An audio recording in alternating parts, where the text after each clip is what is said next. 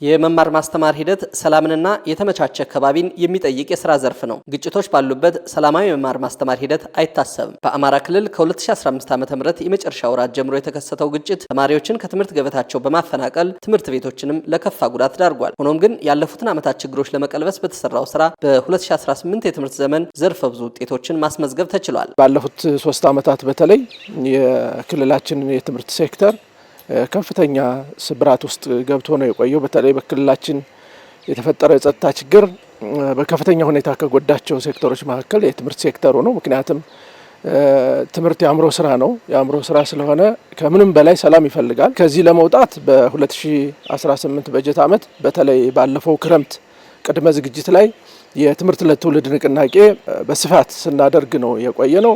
ሰፊ ቅድመ ዝግጅት እስከ ህብረተሰብ ድረስ የሚደርስ በመሰራቱ ምክንያት ካለፉት ዓመታት በተሻለ ሁኔታ የትምህርት ሴክተሩ ከጥራትም ከሽፋንም ከሌሎች ነገሮችም አኳያ ግብዓት በማሟላትም በኩል የተሻለ ውጤት የተገኘበት ዓመት ነበረ። በ2018 የትምህርት ዘመን በክልሉ በተገኘው አንጻራዊ ሰላም ካለፉት 2 ዓመታት በተሻለ ከ4 ሚሊዮን በላይ ተማሪዎችም መመዝገብ የተቻለ ሲሆን ያለፉትን ጊዜያት ለማካካስ በተሰራው ስራ የተሻለ ውጤት ተመዝግቧል። የመጡ ተማሪዎች የተሻለ ውጤት እንዲኖራቸው ውጤታማ እንዲሆኑ ሰፊ ስራዎች ሲሰሩ ቆይተዋል። መደበኛ ትምህርቱን ማጠናከር ከዛ ባለፈ ደግሞ 24/7 በሚባል ደረጃ ትምህርት ላይ ስራ ለመስራት ጥረት ተደርጓል። ዘግይተው የሚመጡ ተማሪዎች እንግዲህ መስከረም ላይ የሚመጡ ነበሩ፣ ጥቅምት ላይ የሚመጡ ነበሩ፣ ህዳር ድረስ የሚመጡ ነበሩ።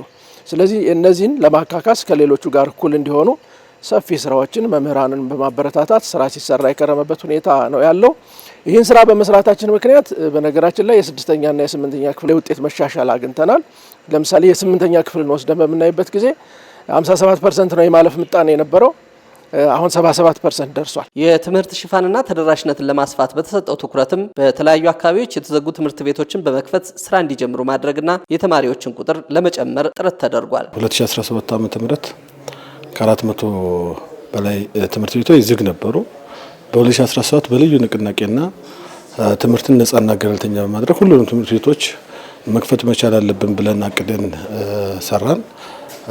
በንቅናቄው መሰረት ወደ 114 ቅድመ አንደኛ 1215 አንደኛና መካከለኛ እንዲሁም 72 ደረጃ ትምህርት ቤቶች ሁሉንም የመክፈት ስራና አመቱን በሙሉ እንዲዘልቁ የማድረግ ስራ ተሰርቷል።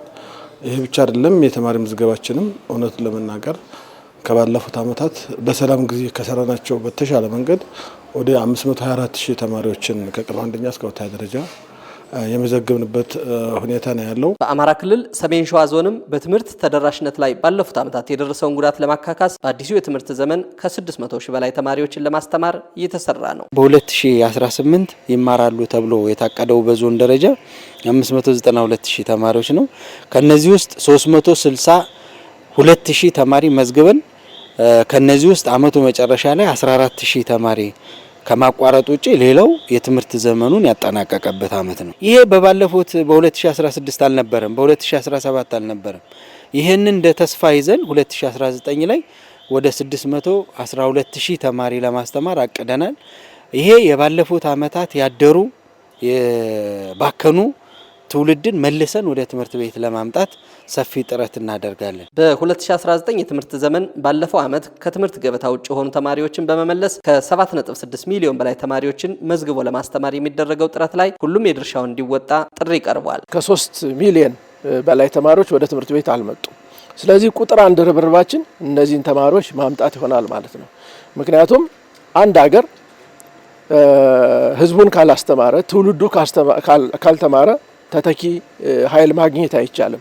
ስለዚህ ከዚህ አኳያ በጣም ሰፊ ርብርብ የምናደርገው እንደ ትምህርት ተቋም ምናምነው ኢንተርናሽናሊም በተለያዩ ህጎችና ድንጋጌዎች የሚታወቀው ትምህርት ከማንኛውም ፖለቲካዊ አስተሳሰብ ነፃ ነው፣ ከሃይማኖት ነፃ ነው፣ ትምህርት ሴኩላር ነው ብለን ነው ምናምነው። ትምህርት ሴኩላር እስከሆነ ድረስ ማንኛውም አካል ትምህርትን መደገፍ እንጂ ማደናቀፍ በፍጹም የማንደግፈው ህዝብንም በዘላቂነት የሚጎዳ